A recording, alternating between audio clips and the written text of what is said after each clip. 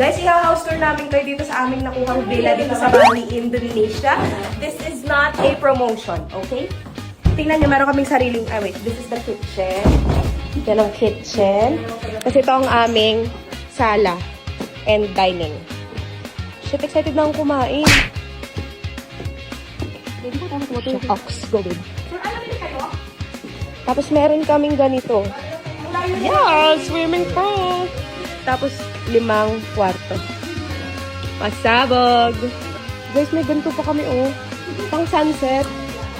Pasabog.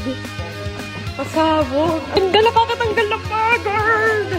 Magsisusi lang yung ano. Kaya, kasi kayo dyan? Tapos guys, yung mga kwarto, ganito siya. Yan, pare-pares lang sila ng setup. Ito, may sorry, magulo ang gamit namin. Merong vanity mirror.